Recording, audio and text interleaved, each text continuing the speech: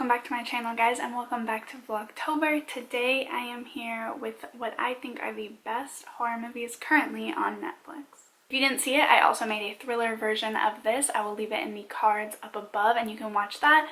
But just as with that video, I did double check that all of these are on Netflix still currently, in the United States at least. The first one is VHS 2. Now VHS 1 is definitely my preferred pick out of all the VHS movies, but VHS 2 is the one that's on Netflix and I still think it deserves some recognition. I will say that I did double check and VHS is coming off of Netflix in the US October 24th, so if you want to watch it, be sure to do it before the 24th because it is going to be leaving. VHS 1 and VHS 2, you don't have to see the other one for them to make sense, so you could just go in watching VHS 2 without having seen VHS.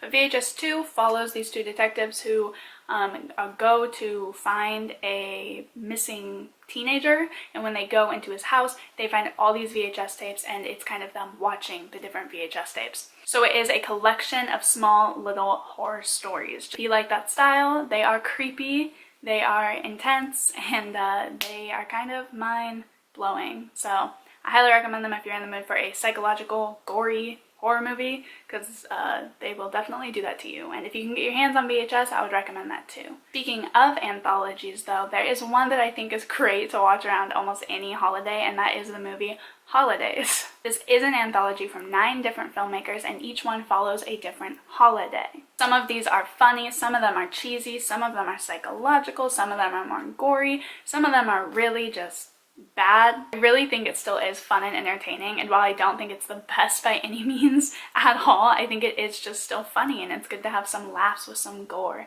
So I would highly recommend it, especially around fall time. Next is one that I'm sure all of you guys have heard of, and that is The Conjuring. Conjuring is a very, very popular movie. I think I saw it in theaters actually the first time that I ever watched it, and we're lucky enough to have it on Netflix. So while it is more popular and more known, I thought I would include it in this list because I do think that it is good. If you haven't heard of it, it is about this family who moves into a farmhouse and really bad and paranormal things start happening. So they end up calling paranormal investigators Lorraine and Ed Warren, who were real people. I believe they have since passed. I could be wrong, but they were real people. They're the same ones that worked on the Annabelle case with the doll. And so they come to the house and try to help. It is definitely a very typical horror movie trope, but I think it is very well done, it's well acted, and the fact that it is a true story makes it so much scarier. Next one is kind of a 2-for-1 because both the original and the second movie are on Netflix.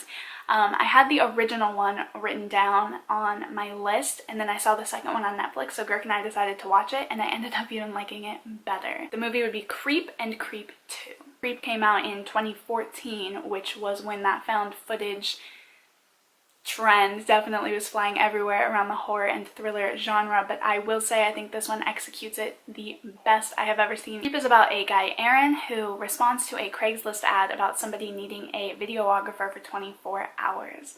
He shows up to the guy's house and starts videotaping him, and it spirals into definitely something way more intense than you would have thought. Don't want to say too much about the second one just because it might spoil the first one quite a bit, but you should definitely watch the first one then the second one. But you guys, this is probably like my favorite little duology right now. I love it. You know, I think what makes it the scariest to me is that it's something that really could happen. People respond to job advertisements on Craigslist and Facebook and online all the time, and we never really know what it's going to be like when we go meet these people in person, and I think that's so scary. In my opinion, the scariest movies really are the ones that could really happen or definitely have a more realistic element to it. The next movie is As Above, So Below, which is another one that I think is a must-watch for seriously everybody. I mean, all of these are, but if I had to rank them, it'd probably be Creep, Creep 2, As Above, So Below, because I love this movie. I've seen it so many times, and each time it's still so frightening to me. This is about an archaeologist who has spent her whole life trying to find Flamel's Philosopher's Stone. According to legend, it can grant you eternal life and turn everything to gold, and the typical everything happens great when you find this stone archaeology trope could be in the Paris underground catacombs, so she decides to gather a team and go down there. If you guys don't know this, you actually can go into the Paris catacombs, and there are certain trails and tours that you can take, but of course in this movie they go off of the trail and decide to try to find their own way around to find this stone. Technically, because it is filmed by somebody that she hired to come down there with them. It is technically another found footage film.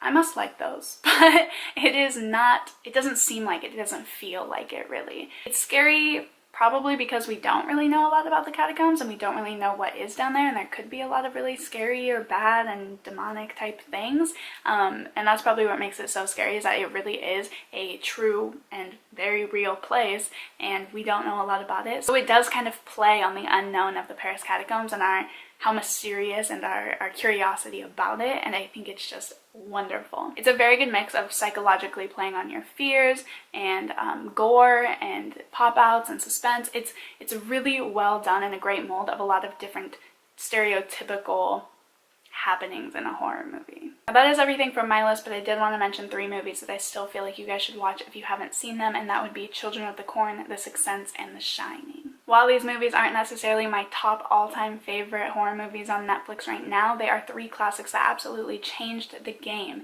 in terms of the horror movie genre. If you're a big horror movie fan, you've probably seen them, but if you haven't, then I highly recommend you watch them while you have the chance to. They definitely are staples in the horror movie genre, and like I said, they aren't my all-time favorite, but they definitely shaped how I view, judge, and critique other horror movies. That is everything for this video. Let me know if you guys have watched any of these movies, or if you do watch them, let me know your thoughts, and I will see you guys in the next video.